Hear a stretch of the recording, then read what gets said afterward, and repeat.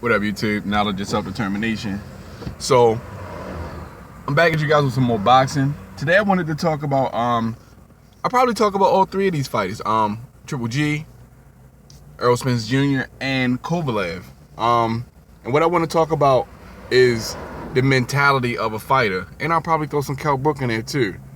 And some Lomachenko to hold in contrast.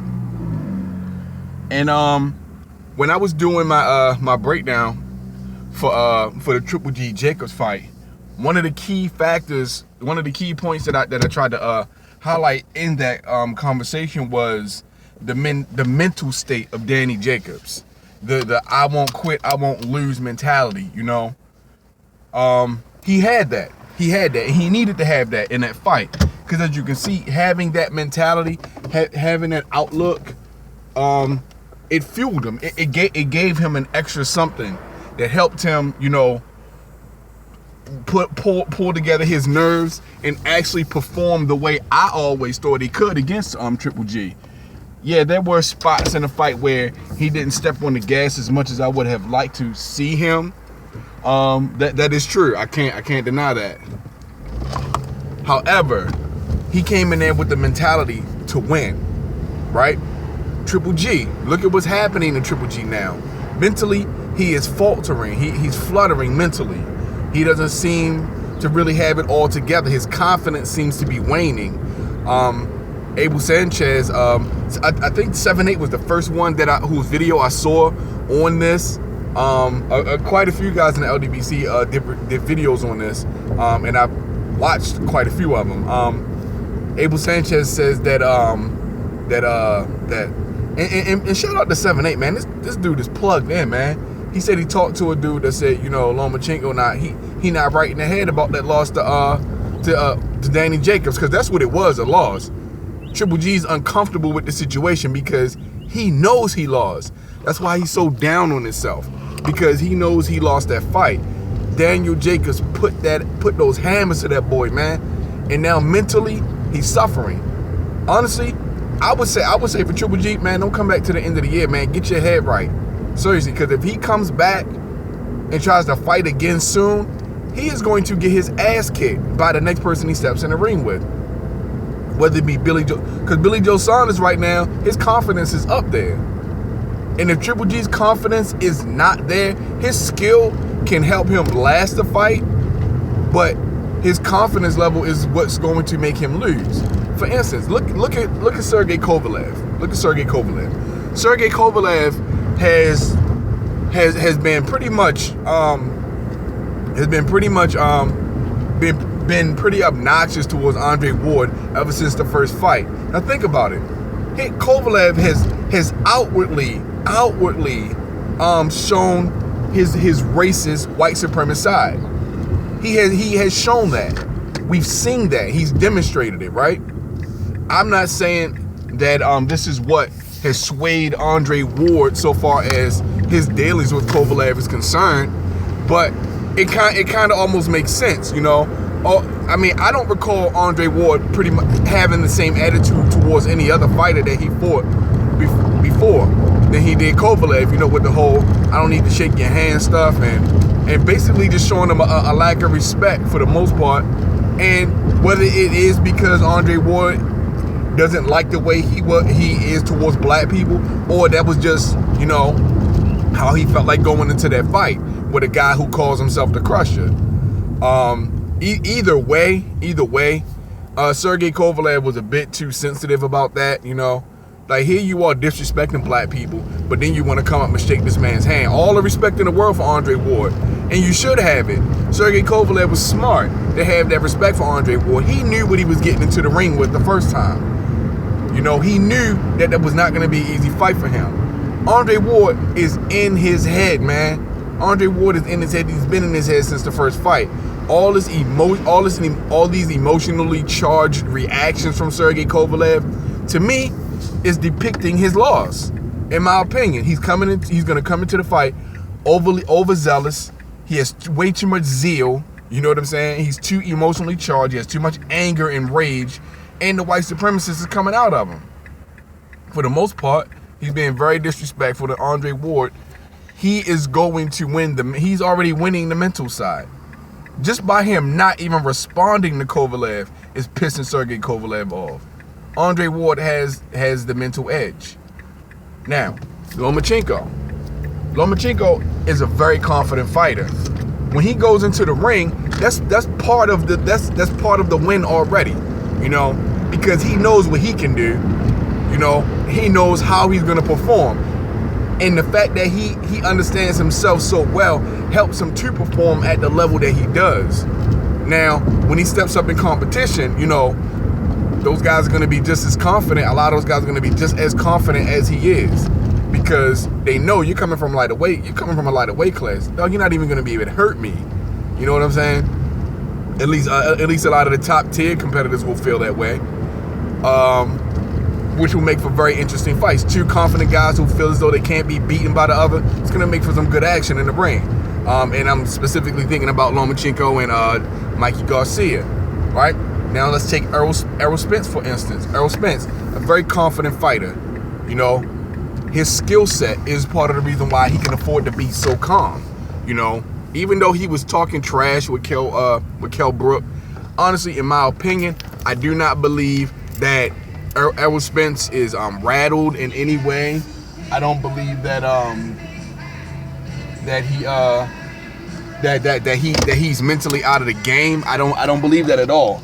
I believe that Errol Spence has been on big stages before. He's been in the Olympics. He's traveled in the amateurs. You know, even though those the venues aren't as big as they are in the pros, but I think Errol Spence is a composing of fight. I mean, look at the way he's in the ring. He's very measured. He's very calculating.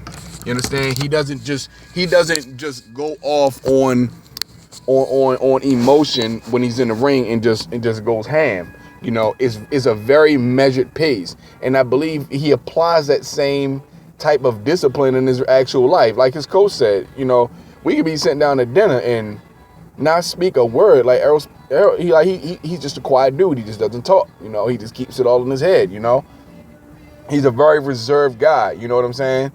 I mean, I saw him the most amped up that I've ever seen him after the Chris Algieri fight. He was amped after that fight, man, and as well as he should, be, because people kind of, you know, said Chris Algieri would be a huge challenge for him, and he dog-walked Chris Algieri. But your mental is 90% of the fight game, man. When you're a fighter, your mental is 90% of that, man. If you don't come into a fight 100% on, you know, up on yourself mentally, it's gonna be a long night for you, man. You know, Kovalev, he's already forecasting to me that he's gonna lose this fight. Andre Ward is too composed. He's too disciplined to allow himself to get worked up the way Sergey Kovalev is working himself up. I honestly think that Sergey Kovalev might be nervous and even scared because all of this false bravado. I mean, I'm from the hood, so I've seen dudes, you know, talk a whole bunch of trash and get loud and try to be all boastful and tough and this, that, and the third to kind of scare off the guy that's standing in front of him. But as soon as the guy who's standing in front of him isn't intimidated by all the posturing, you know, the whole scenario takes a completely different turn. You know, I've seen it. You know what I'm saying? Think about it. Look how Kovalev was in the ring. Look at the first fight. Kovalev was talking shit to Andre Ward and being on his, you know, I'm a tough Russian shit before the first fight. And look what happened in the ring. He respected the shit out of Andre Ward. And Andre Ward, as the fight wore on, showed Sergey Kovalev why he should respect him. And Sergey Kovalev continued to respect Andre Ward throughout the course of the fight. You know, because for one, he had that respect going in, and two, Andre Ward made him respect him. You know what I'm saying? So Sergey Kovalev can talk all that, I'm going to kill you, motherfucker, this, that, and the third. Man, eat a dick, Sergey, because if you were going to beat the brakes off of Andre Ward, you would have did that shit the first fight. You couldn't, because he wouldn't allow you to. He didn't roll over. He made that fight uncomfortable as fuck for you. That's why you kept putting him in those front face locks and all that shit, and wrapping him up and holding his arms and all that, because you didn't want to mix it up with him in the middle of the ring like that. You didn't want to do that. You know what I'm saying? But it is what it is.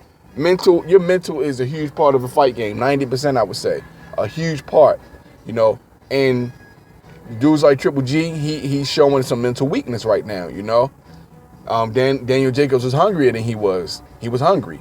You know, Daniel Jacobs wasn't fueled off of his own hype. Triple G was kind of going off the steam of his own hype, kind of like Ronda Rousey was, which is what I call the Rousey effect. Like we have the Mayweather curse. Well, I think this is the Rousey effect. You know, hopefully Lomachenko won't suffer from the Rousey effect either.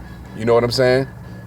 But it's possible, you know, where a fighter gets hyped up and blown up to mythical proportions, and then once they actually get in with stiff competition that isn't a tomato can like other competitors before, guys who stylistically match up with you well, things change for you. You know, things change for you, and it's all about how you can adapt and adjust.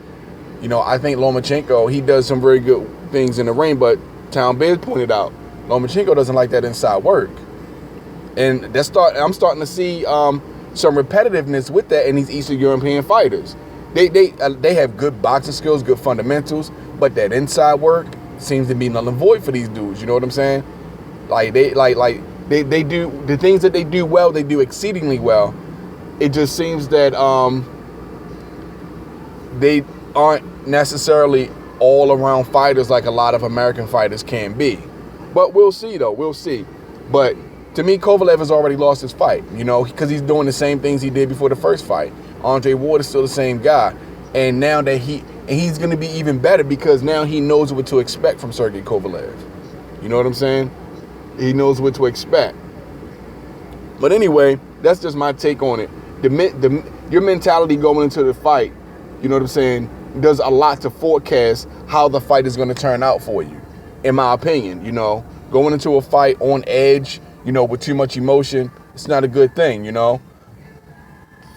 Although sometimes it is made for very exciting fights, you know. Look at Floyd Mayweather, and I use him as an example because he's intentionally done things like this, you know, at the press conference and media events and things like that, doing shit just to piss you off, just to make you mad. So when you come in the ring, he can make a fool out of you. He did it without Robert Guerrero. Robert Guerrero came in there trying to chase a knockout, and Floyd sunned him. He made Robert Guerrero look foolish. You know what I'm saying? I think Canelo was a little pissed off when he stepped in the ring with Floyd. He tried to compose himself, but Floyd dog-walked his ass. You know what I'm saying? Same thing with Oscar De La Hoya. You know what I'm saying? He got in your head. Ricky Hatton, he got in his head. You know, Marcus Mike Donnelly, he got in these dudes' heads. So when they came in the ring, all they saw was red, while Floyd was cool, calm, and collected, and he just picked you apart. And Andre Ward is going to do that to Sergey Kovalev. Mikey Garcia may do that. Well, I can't say that because Lomo hasn't shown any mental weakness, so far as I can tell. But Triple G, in fact, I wasn't even using Lomachenko as a sign of mental weakness. He's a sign of mental toughness, actually, and confidence, just like Errol Spence. But Kovalev and Triple G, I don't know, man. They seem to me, they seem to fall short so far as the mental strength is concerned. Not saying that these dudes aren't strong guys, but you know what I'm saying? Too many blows to their egos seem to really do a number on these dudes, you know? Daniel Jacobs, you know, putting it to Triple G the way he did with a huge blow to Triple G's ego and how he perceives himself and what he was built up to be. That illusion has shattered now, you know, and now he's looking at nothing but raw, unadulterated footage of himself. This is what you really are, dude, when you step up in competition. This is who you really are, and this is what you really look like.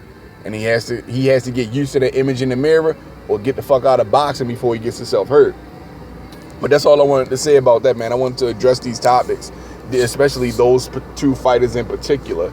You know, Errol Spence and Lomachenko, they are, to me, the signs of mental toughness. And another thing, look at Kell Brook. Look at all the gymnastics that Kell Brook was trying to do to avoid fighting Errol Spence. Man, Errol Spence is it's not going to necessarily be an easy fight for Errol Spence, but I feel as the fight goes on, his confidence, his self, and the fact that he's not going to give up on his game plan, and he's going to eventually walk Kell Brook down, man. Kell Brook has mentally compromised himself by doing so much to try to avoid the fight. Instead of accepting the challenge in front of him, He doesn't want that fight. He doesn't want to be in the ring with Errol Spence. He'll fight him because he has to, because this is what he does. He'll fight him, but he doesn't want to fight him, and that's the difference. That's the point. Triple G doesn't want to fight Daniel Jacobs again, and if he had to fight him again, Daniel Jacobs would stop Triple G, I believe, because Triple G would quit on himself. I don't know if Andre Ward is going to stop Sergey Kovalev, but Sergey Kovalev is showing too many signs of mental weakness. That tough talk shit bravado, it doesn't impress me, man. It doesn't impress me at all. Talk is cheap. You know what I'm saying? Talk is cheap. But anyway, you know, that's my take on it. You know what I'm saying? Kell Brook is showing a lot of signs of mental weakness. Kovalev, Triple G, these guys are showing signs of mental weakness. And to me, that's a recipe for disaster. I'm out.